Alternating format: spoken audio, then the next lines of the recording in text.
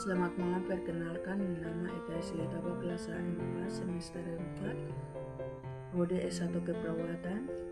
Saya mahasiswa Universitas Pembangunan Indonesia Unpad Manado.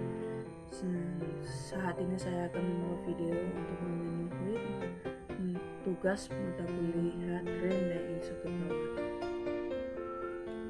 Saya akan menjelaskan analisis hasil penelitian. Tabel 1 atau pertama, distribusi frekuensi respon berdasarkan karakteristik responden. Nomor 1 menurut umur. Balita 0 sampai 5 tahun. Frekuensi 4%. Kanak-kanak 5 tahun. Frekuensi 1%. Remaja awal 12 sampai 16 tahun.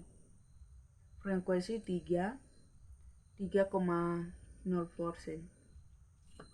Remaja akhir 17 sampai 25 tahun.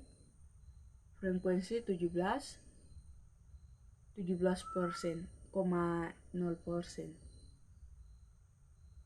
Dewasa awal 26 sampai 35 tahun. Frekuensi 15%. Dewasa akhir 36 sampai 45 tahun. Frekuensi 15%. Lansia awal 46 sampai 55 tahun. Frekuensi 24%. Lansia akhir 56 tahun. Frekuensi 21%. Nomor 2, menurut jenis kelamin. Laki-laki 54%, perempuan 46%. Berdasarkan tabel 1 distribusi respon, umur terbanyak pada umur lansia awal, yaitu 46 sampai 55 tahun, sebanyaknya 24 responden persen. Menurut jenis kelamin responden, jenis kelamin terbanyak berada pada jenis kelamin laki-laki, sebanyak 54 responden persen. Tabel kedua atau nomor 2, analisa data berdasarkan diagnosa medis. Diagnosa medis N dan persen. Disepsia nadi 47%. Velesteratum ratum 13%. Isk N 3%. Sekar N 5%. Ler N 1%. Kolik Up 4%. Flutum 2%. Hematemesis 2%. Diare akut 3%. Vertigo 3%. Nefrolitiasis 2%. Pons nefrotomi 1%. Lanjutan tabel kedua atau nomor 2. SNA 1%. Brain clavicula N 1%. Lateral flow evaluasi N 1%. Rub F humerus N 1%. Hap kronis 1%. Forsum morsum N 1%, 1,0%. Trauma mata N1% 1,0%. CKD N1%. DMT2 1%. Febris 2%. Hipertensi 2%. Tubi aru 1%. Inkontinensis urine 1%. Jumlah semua N 100%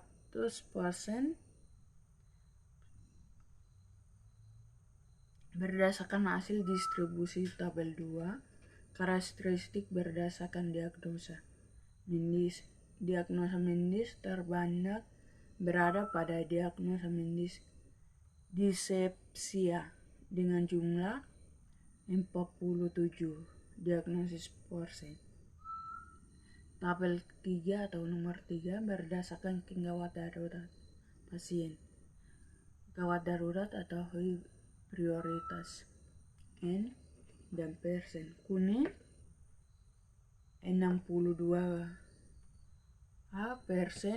62,0%. Hijau 38 N 38% 38,0%. Semua jumlah N 100, jumlah persen 100. Berdasarkan hasil distribusi tabel ketiga, karakteristik responden berdasarkan gawat darurat pasien. Responden terbanyak berada pada gawatan darurat. Prioritas kuning dengan jumlah 62 responden persen. Sedangkan yang paling sedikit berada pada gawatan darurat prioritas hijau dengan jumlah 38 responser. Pembahasan pertama. 1. Menurut umur. Hasil penelitian menunjukkan karakteristik responden berdasarkan umur. Responden terbanyak berada pada umur masa lansia awal 46 sampai 55 tahun dengan jumlah 24 responden persen. Sedangkan yang paling sedikit berada pada umur masa kanak-kanak 5 tahun dengan jumlah 1 responden persen. Penelitian senyala dengan penelitian HD 2018 mengenai gambaran kunjungan pasien ke IGD berdasarkan usia di Rumah Sakit Santa Elizabeth Medan tahun 2016 yang dilakukan terhadap 162 orang. Ditemukan bahwa pasien pada umur 56 sampai 65 tahun. Pasien yang datang ke IGD paling banyak berjumlah 30 orang. 19,1%. Dan pada usia 6 sampai 11 tahun pasien yang paling sedikit yang berkunjung ke IGD berjumlah 8 orang, 4,9%. Nomor 2, jenis kelamin. Hasil penelitian menunjukkan karakteristik responden berdasarkan jenis kelamin. Responden terbanyak berada pada jenis kelamin laki-laki dengan jumlah 54 responden persen, sedangkan yang paling sedikit berada pada jenis kelamin perempuan dengan jumlah 46 responden persen.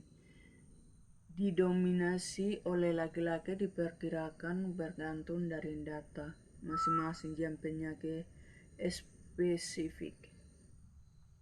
Nomor 3, diagnosa medis. Hasil penelitian menunjukkan karakteristik berdasarkan diagnosa medis terbanyak berada pada diagnosa medis dyspepsia dengan jumlah 47 diagnosa medis persen. RC 2017 dalam Guston 2015 bahwa sekresi lambung diatur oleh mekanisme saraf dan hormonal. Pengaturan hormon berlangsung melalui hormon gastrin. Hormon ini bekerja pada kelenjar gastrik dan menyebabkan aliran tambahan lambung yang sangat asam. Sekresi tersebut berlangsung selama beberapa jam. 4. Gawat darurat pasien. Hasil penelitian menunjukkan karakteristik responden berdasarkan kegawatan darurat pasien. Responden terbanyak berada pada gawat darurat prioritas kuning dengan jumlah 62%, sedangkan yang paling sedikit berada pada gawat darurat prioritas hijau dengan jumlah 38%. Saat pasien datang di depan pintu IGD, maka dicatat sebagai dimulainya waktu tangkap tindakan keperawatan. Setelah ditemukan diagnosa kerja dan kategori. Pengawatannya berdasarkan kategori triase, maka pencacatan dilanjutkan sesuai format yang ada untuk menghindari hilangnya data waktu dan overlapping. Maka dipakai menuju waktu dan pencatat waktu perubahan jam dengan memakai waktu Indonesia bagian tengah sebagai dasar perhitungannya. Kesimpulan, berdasarkan hasil analisa data yang membahas, maka data disimpulkan sebagai besar pasien yang datang ke IGD berada pada umur pada lansia awal, yaitu 46-55 tahun. Sebagian besar pasien yang datang ke IGD berdasarkan jenis kelamin, yaitu laki-laki, dan pasien yang datang ke isolasi gawat darurat dengan gawat darurat prioritas triase menuju sebagian besar prioritas tiare kuning. Dengan demikian, perlunya menambahkan tenaga yang berkompeten yang memiliki pelatihan dalam penanganan pasien gawat darurat. Terima kasih. Akhir video saya mengundang untuk teman-teman atau adik-adik yang mau ingin bergabung di Universitas Samaratul, Universitas Pembangunan Indonesia UMPI Manado. Silakan bergabung khususnya di Fakultas Keperawatan. Dan saat ini pendaftaran masih